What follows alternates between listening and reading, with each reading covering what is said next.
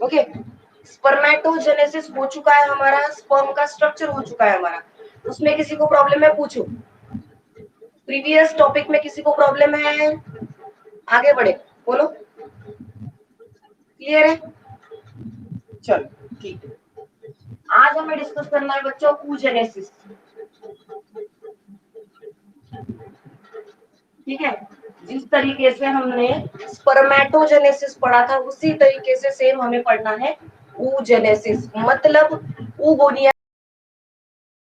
तो डेफिनेशन क्या लिखेंगे हम, बताओ इसकी। oogenesis की डेफिनेशन क्या लिखेंगे, बोलो। It is a process of, it is a process of क्या फॉर्मेशन, फॉर्मेशन ऑफ, बताओ जल्दी। Process of formation of egg और ओवम, फ्रॉम किससे, बताओ। From diploid, from diploid germinal epithelial cell, epithelial cell. Definition याद रखना है हमें, डेफिनेशन एग्जाम में पूछी जाती है oogenesis की या फिर स्पर्मेटोजेनेसिस की। स्पर्मेटोजेनेसिस में स्पर्म बनेंगे, oogenesis में क्या बनेगा, ओवम बनेगा, इसलिए हमने डेफिनेशन लिखी। It is the process of formation of egg और ovum from diploid germinal epithelial cell, that process is called as a oogenesis। उस प्रोसेस का नाम हमने रख दिया oogenesis। ठीक है, अब देखो बच्चों, जैसे स्पर्मेटोजेनेसिस में स्पर्म फॉर्मेशन हुए थे उसी तरीके से यहाँ पे एग या ओवम फॉर्मेशन होंगे। तो वहां पे हमने 3 फेजेस लिखी, 3 फेजेस आर गिवन देयर। 1, पहली फेज का नाम क्या है, बताओ। मल्टीप्लिकेशन फेज, ठीक है। दूसरी फेज का नाम क्या है, ग्रोथ फेज। और तीसरी फेज का नाम क्या है, मैचुरेशन फेज।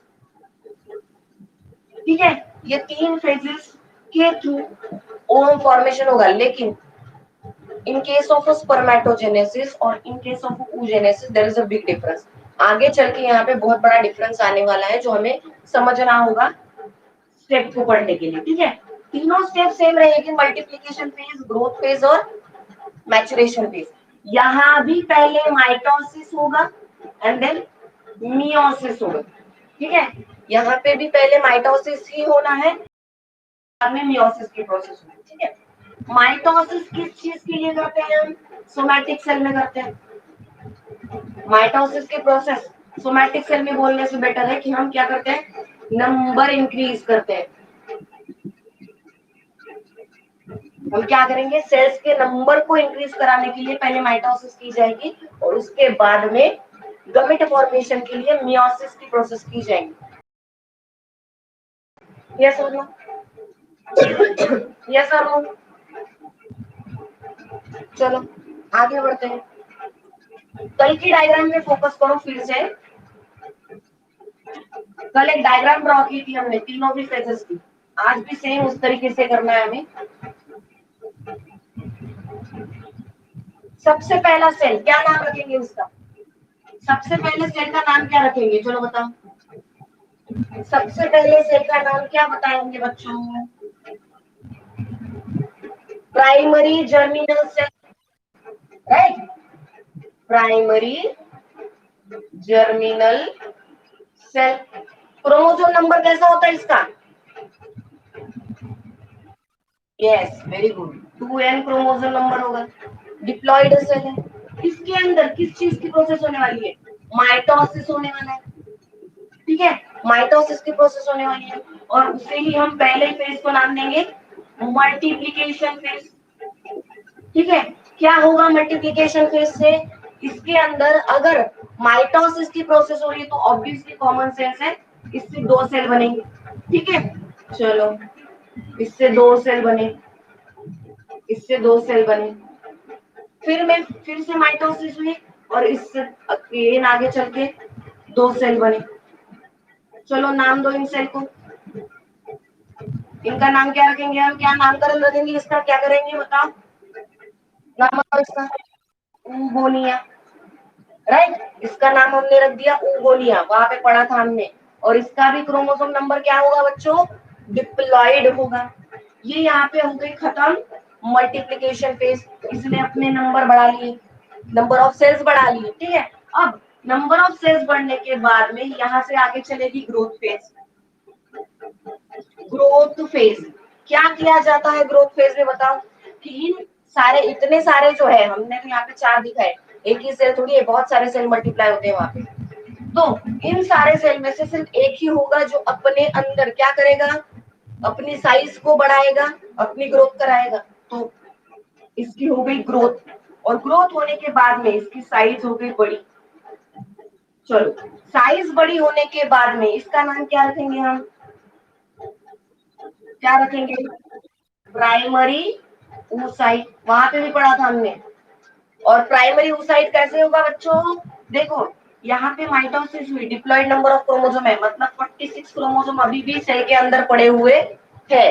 देन इसने अपनी साइज को बढ़ाया, इसके क्रोमोसोम नंबर में कोई चेंज आएगा क्या, यस और नो, इस क्रोमोसोम नंबर में कोई चेंज आएगा फाल्गुनी, ऑब्वियसली नॉट। तो ये भी क्या होगा, डिप्लॉइड नंबर ऑफ क्रोमोसोम होगा। चलो आगे बढ़ते हैं। अब ये जो प्राइमरी oocyte है, एक बात यहाँ पे पढ़ने लायक है, मैंने आपको बताया था कि फीमेल के बॉडी में, फीमेल की बॉडी में ओवरी की डेवलपमेंट 12 वीक में हो जाती है।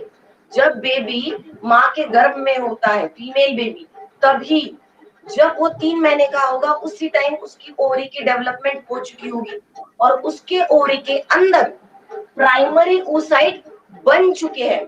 मैंने क्या बोला उसके ओवरी के अंदर प्राइमरी oocyte बन चुके हैं जन्म लेने से पहले ही, ठीक है। और प्राइमरी oocyte की जो डेवलपमेंट है बच्चों, वो रुक जाती है। अभी आगे हम पढ़ेंगे यहाँ पे कौन सी प्रोसेस होगी, मियोसिस की प्रोसेस होगी, और इसे क्या नाम देंगे हम, आगे चल के मियोसिस होगा, मियोसिस 1 होगा, ठीक है। अब मियोसिस 1 होने की प्रोसेस को क्या नाम दिया है हमने, बताओ, मैच्योरेशन फेज। सुनो मेरी बात, जन्म लेने से पहले जो फीमेल बेबी है उसके बॉडी में प्राइमरी oocyte बन जाते हैं, और ये जो प्राइमरी oocyte है ये आगे भी डिवीजन स्टार्ट करते हैं जिसका नाम होता है मियोसिस 1। लेकिन मियोसिस 1 नीट या सीटी में इस पे क्वेश्चन पूछे जाते हैं, कौन सी स्टेज में मियोसिस 1 रुक जाती है, मियोसिस 1 प्रोफेज 1 में रुक जाती है। ये आपके बुक में दिया नहीं है, प्रोफेज 1 में रुक जाती है बच्चों, क्या बोला है मैंने, मियोसिस 1 प्रोफेज 1 में रुक जाती है और आगे की डिवीजन नहीं होगी, इसलिए प्राइमरी oocyte ही रहेगा। क्या रहेगा ये, प्राइमरी oocyte। अब देखो जब मियोसिस 1 कंप्लीट होगी तो इससे क्या बनेगा, 2 सेल बनने चाहिए थे बच्चों, राइट और नॉट, 2 सेल बनने चाहिए थे, लेकिन due to the unequal division of cytoplasm, मैंने क्या बोला है सुनो, प्राइमरी oocyte के अंदर मियोसिस 1 की प्रोसेस होती है, और मियोसिस 1 की प्रोसेस जब शुरू है तो उस टाइम साइटोप्लाज्म के अनइक्वल डिवीजन की वजह से 2 सेल तो बन रही है, पहले भी बनना था अभी भी बन रही है, लेकिन एक सेल साइज में बड़ी होती है और एक छोटी सी, ठीक है। और ये जो क्या है, इसका नाम क्या है, सेकेंडरी oocyte। सेकेंडरी oocyte, सुनो मैं आगे बात बताऊंगी इसकी हिस्ट्री ज्योग्राफी। और दूसरी जो स्मॉल साइज सेल बनती है वो होती है polar body, first polar body, ठीक है। मियोसिस 1 हुआ यहाँ पे कंप्लीट, मियोसिस 2, अब इनके अंदर चलेगी मियोसिस 2, तो ऑब्वियसली मियोसिस 2 होने के बाद में चाहिए, और इस सेल से 2 सेल बनने चाहिए, यस और नो, यस और नो, बताओ, ठीक है। अब देखो सेकेंडरी oocyte के अंदर फिर से मियोसिस 2 की प्रोसेस होती है, यहाँ पे लिख लेते हैं मियोसिस 2। अब ये जो सेल बना सेकेंडरी oocyte, ये हेप्लॉइड है, प्राइमरी oocyte डिप्लॉइड था, सेकेंडरी oocyte हेप्लॉइड है, क्योंकि मियोसिस 1 में रिडक्शन डिवीजन होती है, ध्यान में रखना, मियोसिस 1 में रिडक्शन डिवीजन होती है, इसका मतलब क्रोमोसोम नंबर रिड्यूस हो जाता है। मियोसिस 2 में रिडक्शन डिवीजन नहीं होगी। यहाँ पे अगर हेप्लॉइड सेल फॉर्मेशन हुए तो मियोसिस 2 होने के बाद में आगे भी हेप्लॉइड ही सेल फॉर्मेशन होगी। लेकिन मजेदार बात यहाँ पे ऐसी है कि सेकेंडरी oocyte में जब मियोसिस की प्रोसेस होती है तो इससे ओवम बन रहा है, इससे ओवम बन रहा है, लेकिन फिर से अनइक्वल डिवीजन होती है और यहाँ पे फिर से एक पोलर बॉडी बनती है, यहाँ से फिर से एक पोलर बॉडी बनती है ये वाली, और इसका नाम जो बड़ा है इसे आप नाम रख देंगे ओवम, और जो छोटी बॉडी बनी है इसका नाम हम रखेंगे पोलर बॉडी।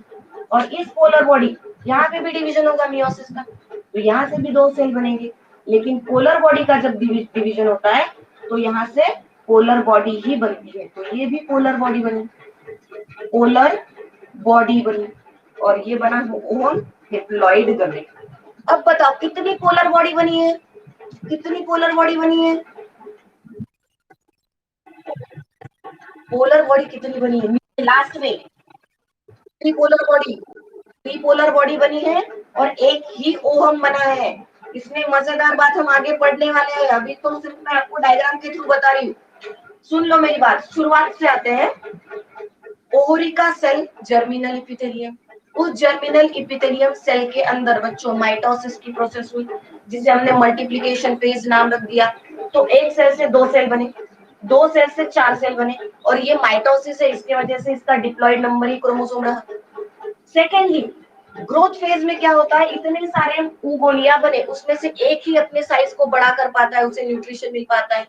तो जो बड़ा हुआ साइज में वो गया अंडर द ग्रोथ फेज, और उसे नाम दे दिया हमने ग्रोथ फेज में जाने के बाद में प्राइमरी oocyte, उसका भी क्रोमोसोम नंबर 2n ही रहा। अब प्राइमरी oocyte जो बने थे वो कब बने, बिफोर अ बर्थ, बेबी का जन्म होने से पहले बने।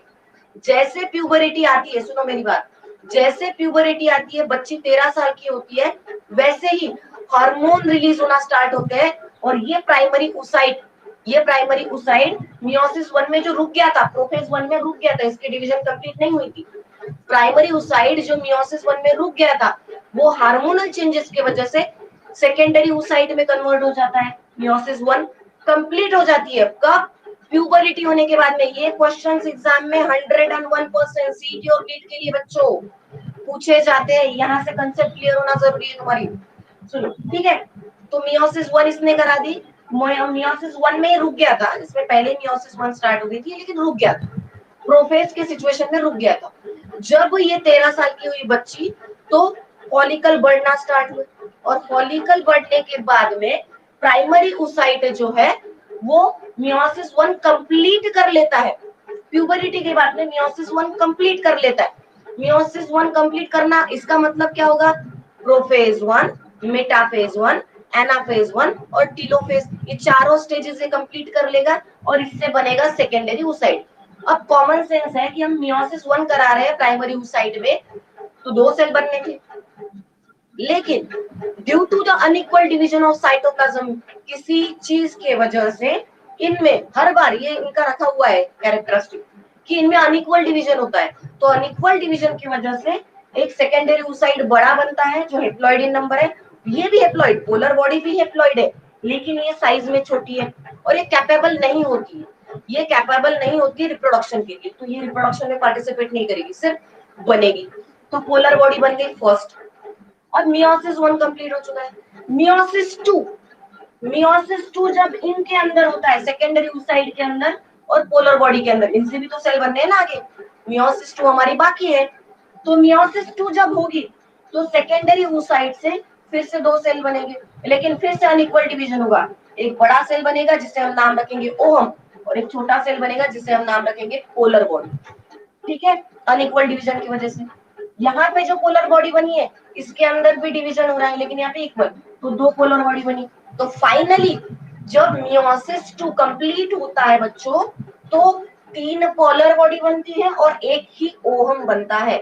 बात क्लियर है मेरी, यस और नो? बात क्लियर है? समीक्षा, ऋतुजा बताओ, यश, प्रणीत, क्लियर है? सगळ्यांना सिद्धि?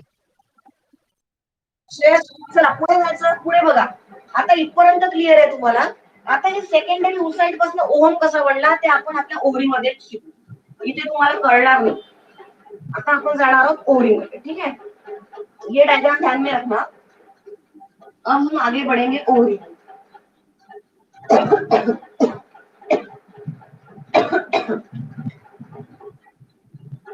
ओवरी ड्रॉ करेंगे हम.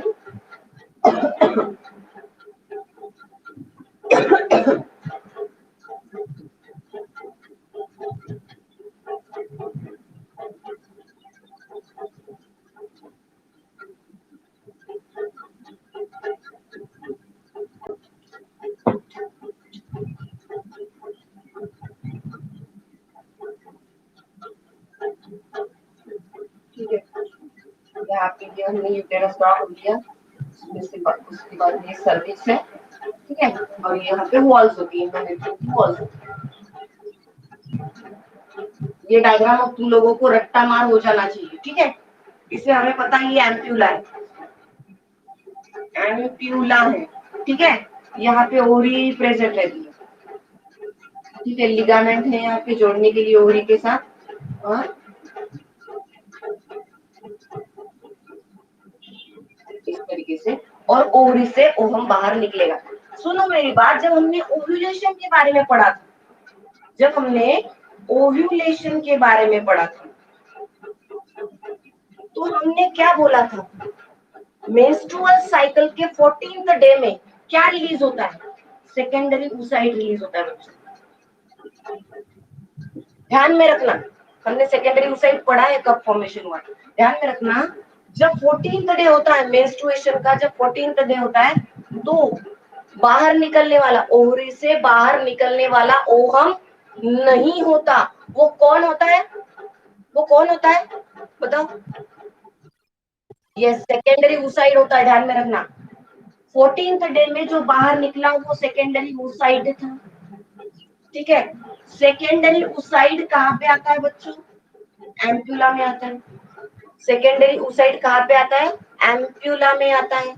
अब यहाँ पे जब ये आ रहा है तो ये सेकेंडरी oocyte, इस तरीके से इसका स्ट्रक्चर है. ये सेकेंडरी oocyte है, ये अभी ओवम नहीं बनेगा. अब देखो, जब इधर से स्पर्म आएंगे, यहाँ पे ऐसे छोटे छोटे स्पर्म आएंगे, एक ही मेटिंग कर पाएगा. तो एक स्पर्म जब यहाँ पे मेट करता है, जब यहाँ पे आता है, सुनो मेरी बात, क्या बोला मैंने? अभी ये सेकेंडरी oocyte है. जब पॉलिनेशन होगी, जब ओव्यूलेशन होती है, तो ग्राफियन फॉलिकल से फटके जो निकलता है वो सेकेंडरी oocyte होता है. उसके बाद में जब स्पर्म आएगा, फर्टिलाइजेशन करने के लिए, तब ये स्पर्म इसकी वॉल को तोड़ेगा, और तोड़ने के बाद में अपने सर में जितना भी मटेरियल होता है, क्या होता है सर में स्पर्म के? एक्रोसोम में क्या होता है? एंजाइम्स होते हैं बहुत सारे. याद करो, corona radiating penetrating enzyme, zonalysin enzyme, hydrolytic enzyme, ये सारे बहुत सारे, हाइलुरोनाइडेज एंजाइम, ये सारे एंजाइम्स के सर में पड़े हुए. ये क्या करेगा? अपने सर से इस ओवम को तोड़ेगा. तोड़ेगा नहीं, एक्चुअली अपना सर इसमें डिसॉल्व करेगा.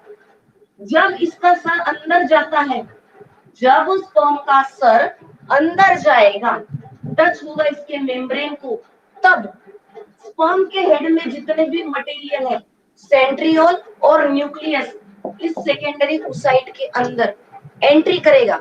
और तब जब स्पर्म के मटेरियल इसके अंदर एंट्री करेंगे, तब बच्चों ड्यूरिंग द और at the time of fertilization, ये secondary oocyte converts into a ovum. और तब ये सेकेंडरी oocyte का डिवीजन एक ओवम और एक पोलर बॉडी में होता है. ध्यान में रखना, मैंने क्या बोला, समझ में आया तुम लोगों को? सेकेंडरी oocyte 14th डे में, मेंस्ट्रुअल साइकिल के 14th डे में रिलीज हुआ. रिलीज होने वाला ओवम नहीं था, वो जाके बैठ गया. कहाँ पे? एम्प्यूला में, वेट कर रहा है स्पर्म की. सेकेंडरी oocyte एम्प्यूला में जाके बैठ गया. फर्टिलाइजेशन तो यहाँ पे होना है, तो यहाँ पे जाके बैठ गया. बैठने के बाद में वो वेट कर रहा है स्पर्म का. अभी ये ओवम नहीं बना है. जब स्पर्म आएगा, अपने सर को फोड़ेगा, और सर फूटने के बाद में उसके सर के अंदर स्पर्म के सर के अंदर जो उसका न्यूक्लियस पड़ा है, जो सेंट्रियोल पड़े हैं, वो सारे इस सेकेंडरी ओसाइट के अंदर एंट्री करेंगे और एंट्री करने के बाद इसका मियोसिस सेकंड कंप्लीट होगा। सेकेंडरी ओसाइट का मियोसिस सेकंड कंप्लीट होगा और तब इससे ओहम बनेगा, समझ में आई मेरी बात? यस और नो?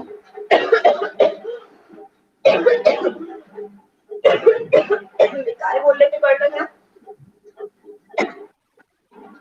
क्लियर आहे ओम केव्हा बनणार? सांगा पटकन मला. कोणाला डाउट आहे? Any doubt? बताओ. अब जब भी तुमको क्वेश्चन पूछे और मियोसिस सेकेंड रुक कब जाता है? हमने पढ़ा है यहाँ से निकलने वाला जो ग्राफियन फॉलिकल फट के जो निकला है ओवम, सॉरी सेकेंडरी ओसाइट, वो मियोसिस सेकेंड में रुक जाता है ना. मियोसिस सेकेंड कंप्लीट होती है क्या? तो मियोसिस सेकेंड की कौन सी स्टेज में रुक जाता है? वो रुकता है मेटाफेज में. मेटाफेज 2 में रुक जाता है. ये क्वेश्चन सीटी और नीट के लिए पूछे जाते हैं, ध्यान में रखना. मेटाफेज 2 में मियोसिस, यस बेटा, मियोसिस 1, सुनो ना मेरी बात, मियोसिस 1 भी रुक जाता है. जन्म होने से पहले मियोसिस 1 रुक जाता है. प्राइमरी ओसाइट मियोसिस 1 के अंदर एंट्री कर लेता है, लेकिन वो प्राइमरी ओसाइट सेकेंडरी ओसाइट में कन्वर्ट नहीं होता. ओके. जब प्यूबरिटी आएगी तो प्राइमरी ओसाइट जो मियोसिस 1 में रुका था प्रोफेज में, वो अब सेकेंडरी ओसाइट में बना. ठीक है. और यहाँ पे सेकेंडरी ओसाइट निकला बाहर. सेकेंडरी ओसाइट भी मियोसिस 2 में चला जाता है. सुनो मेरी बात, सेकेंडरी ओसाइट भी मियोसिस 2 में एंट्री कर लेता है, उसकी प्रोफेज कंप्लीट हो जाती है, लेकिन वो मेटाफेज 2 में रुक जाता है, शेड ऑफ हो जाता है. जब यहाँ से ये निकलेगा तो ये मियोसिस 2 के कंडीशन में होगा. और कहाँ पे रुका पड़ा होगा? मेटाफेज 2 में रुका पड़ा होगा. सुनो मेरी बात, कहाँ पे रुका होगा? मेटाफेज 2 में रुका होगा. तो मियोसिस 1 प्राइमरी ओसाइट प्रोफेज में रुकता है, मियोसिस 2 सेकेंडरी ओसाइट मेटाफेज 2 में शेड ऑफ हो जाता है. तो जहां पे ये गया इस सिचुएशन में, ये मेटाफेज 2 में रुका हुआ है मियोसिस के. जब स्पर्म आएगा, अपने सर को फोड़ेगा और फोड़ने के बाद में अपने मटेरियल को ओवम के अंदर डालेगा, तब सेकेंडरी ओसाइट जो मियोसिस सेकेंड में पड़ा हुआ है, मेटाफेज में अटका पड़ा है, अब वो मियोसिस 2 कंप्लीट करेगा. और जब मियोसिस 2 कंप्लीट होती है बच्चों, तब ही ओवम फॉर्मेशन होता है. क्लियर है मेरी बात?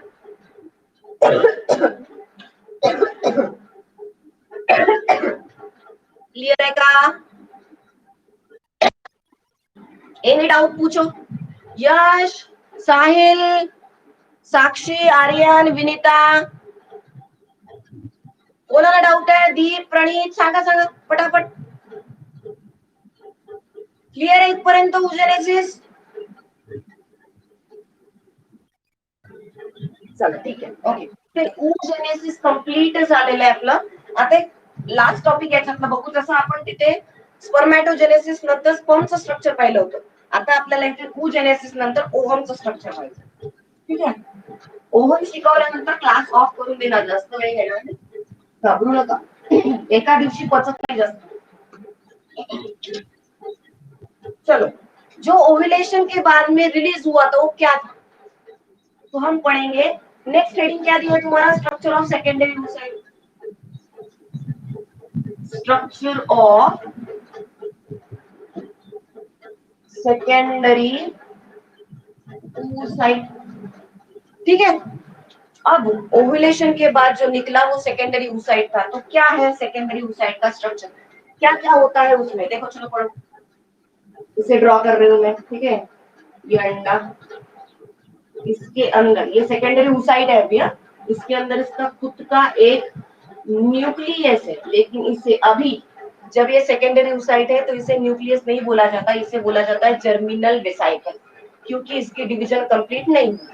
उसके बाद में बच्चों, उसके बाद में इसके बाजू में सेकेंडरी ओसाइट के बाजू में, याद करो ग्राफियन फॉलिकल को हमने फॉलिकुलर स्टेज देखी थी. फॉलिकुलर स्टेज में हमने देखा था,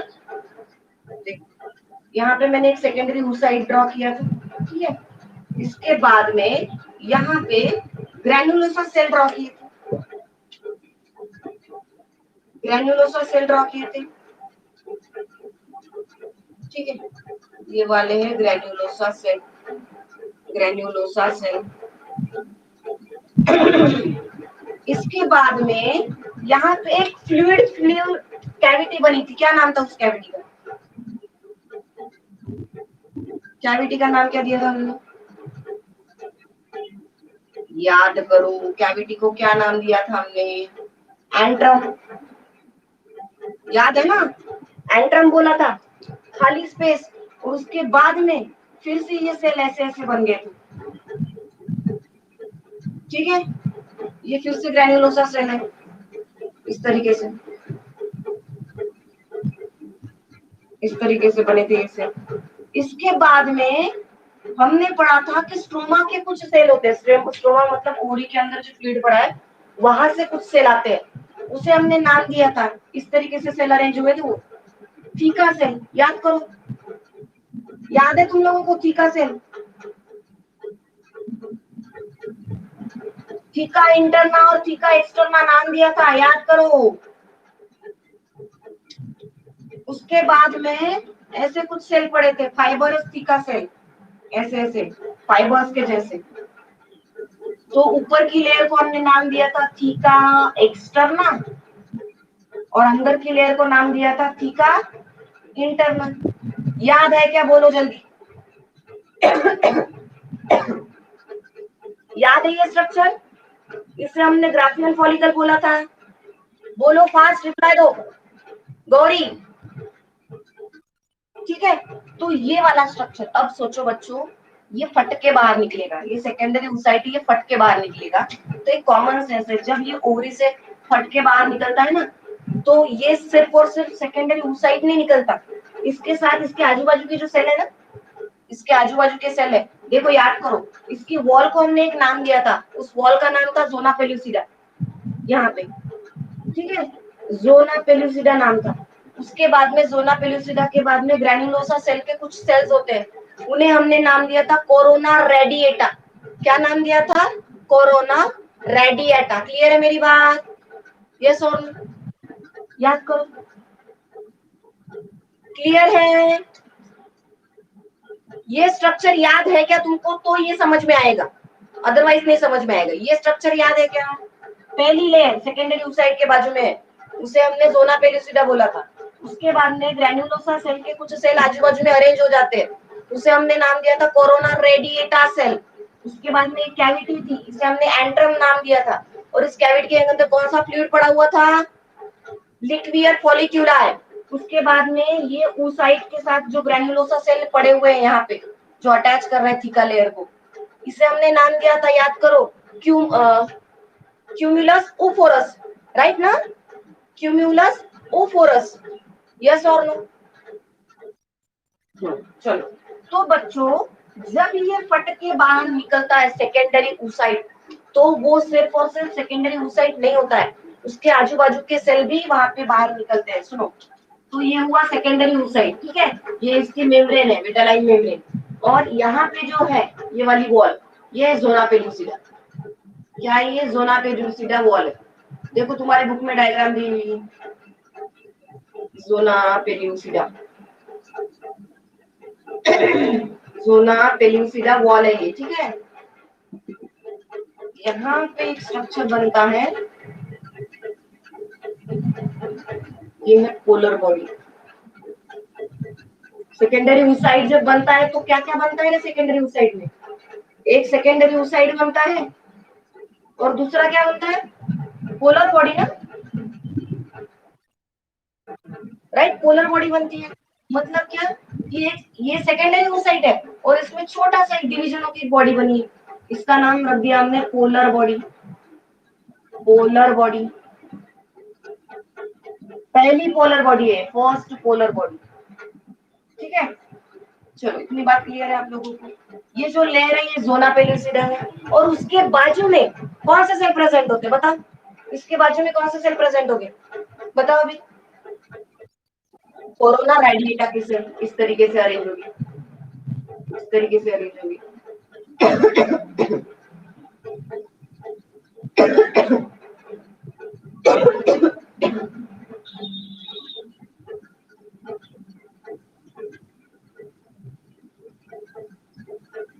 ठीक है, ये ऐसे अरेंज हो रहे हैं कोरोना रेडिएटा किसे। कुछ भी डिफिकल्ट नहीं है, जो हमने पहले पढ़ा वही है सेम।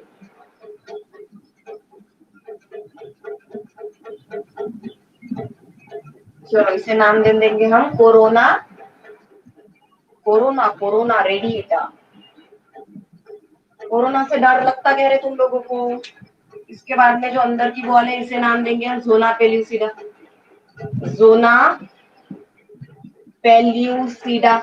ठीक है, और ये जो वॉल है सेकेंडरी साइड की जो वॉल है बच्चों, इस वॉल का नाम है बेटालाइन मेम्ब्रेन, बेटालाइन मेम्ब्रेन। बेटालाइन मेम्ब्रेन का सीधा सीधा मतलब होता है प्लाज्मा मेम्ब्रेन। ठीक है, तो ये सेकेंडरी ऊसाइट है और सेकेंडरी ऊसाइट के वॉल को नाम दिया गया है बेटालाइन मेम्ब्रेन। ये बेटालाइन मेम्ब्रेन और जोना पेल्यूसिडा, इसके बीच में गैप नजर आ रही है आपको, ये वाली स्पेस, इस गैप को बोला जाता है पेरी बेटालाइन मेम्ब्रेन। क्या बोला जाएगा?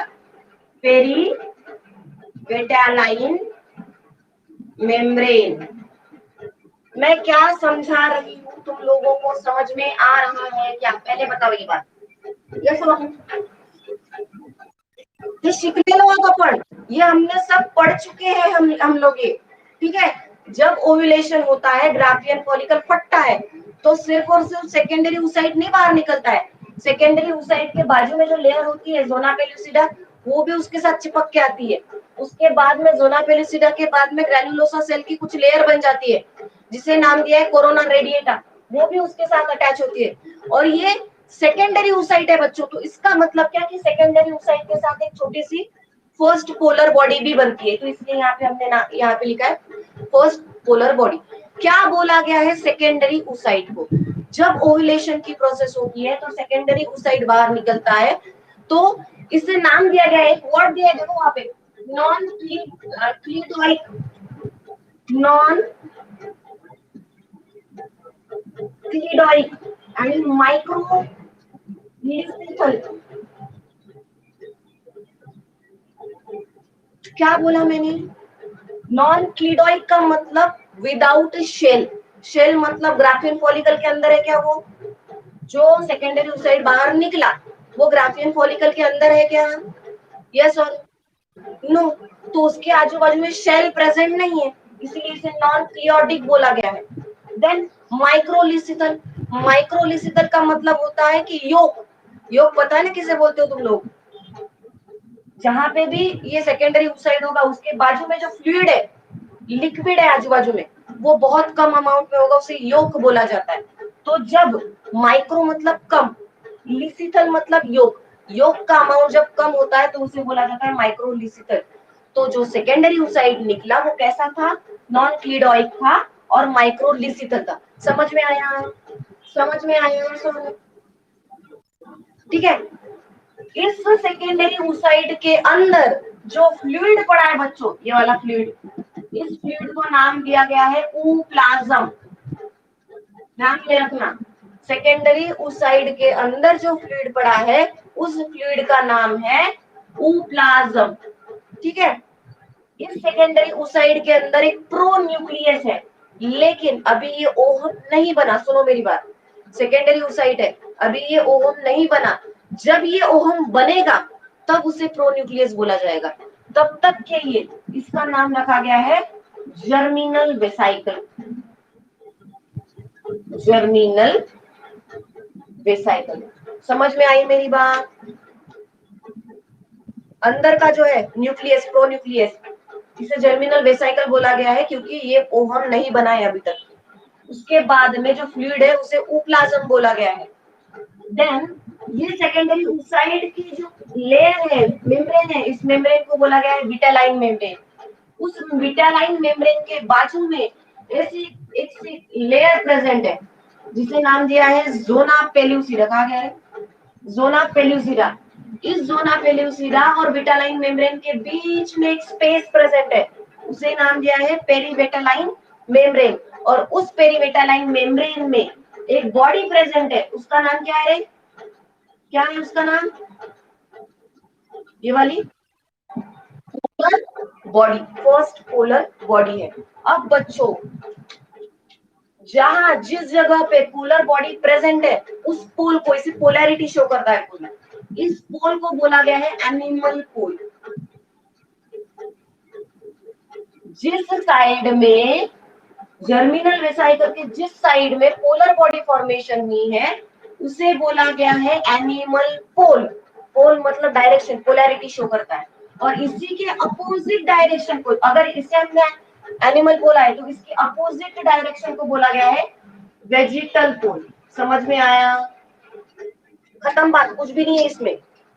ओम के स्ट्रक्चर में कुछ भी नहीं है, बहुत सारा। तुम जब टेक्स्ट बुक को देखते हो ना, तुम लोगों को ऐसा लगता है कि बाप रे कितना सारा लिखा है इसमें।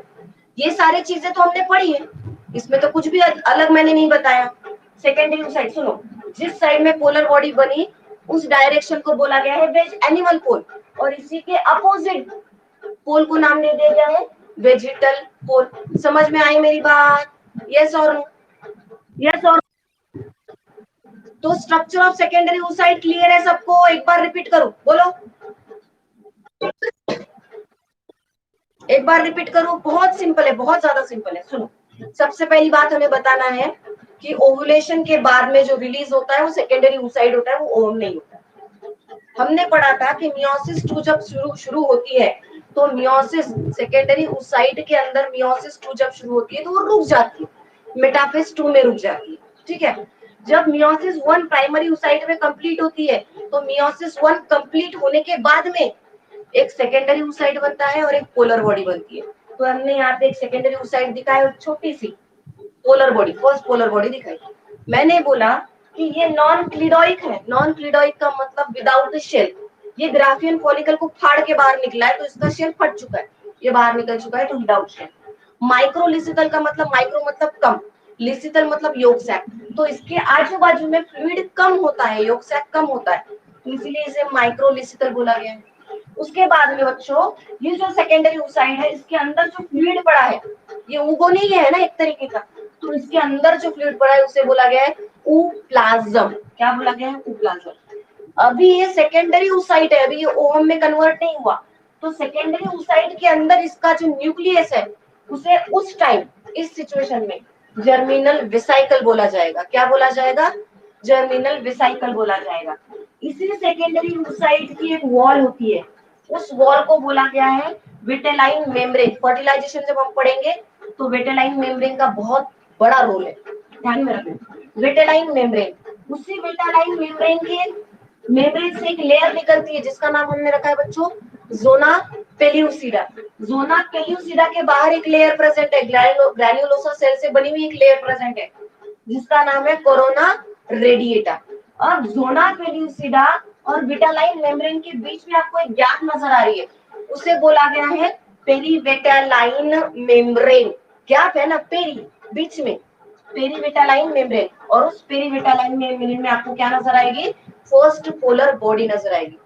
जिस डायरेक्शन में फर्स्ट पोलर बॉडी है उसको बोला गया है एनिमल पोल।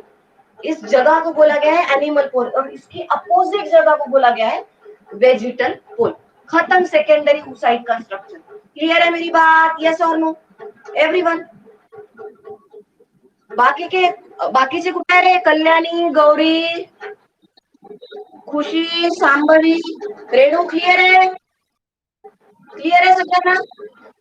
बघा, काल सारखंच तुम्हाला करायचं आहे. काल ज्यांनी मला मेसेजेस टाकले त्यांना मी कालचं रेकॉर्डेड लेक्चर सेंड केलं.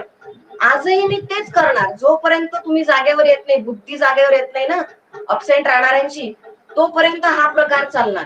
ज्यांना लेक्चर लागतात त्यांनी मला मेसेज करायचा, मी त्यांनाच लेक्चर सेंड करणार. मी तुम्हाला माहितीये 2 दिवसाचे सगळे लेक्चर डिलीट मारले ग्रुपवरून. मारले की नाही? गेले असा शोधायला डिलीट मारणार मी. जसं तो डाउनलोड झाला तसंच मी डिलीट मारणार. ज्याला पाहिजे त्यांनी मला मेसेज करायचा पोस्टमैन कि मैडम मुझे आज का लेक्चर भेजो. उन्हीं को लेक्चर मिलेगा, बाकी बच्चों को लेक्चर नहीं मिलेगा. ठीक है, चलो मिलते हैं कल ऑन सेम टाइम. अब देखते क्या होता है कल. ठीक है.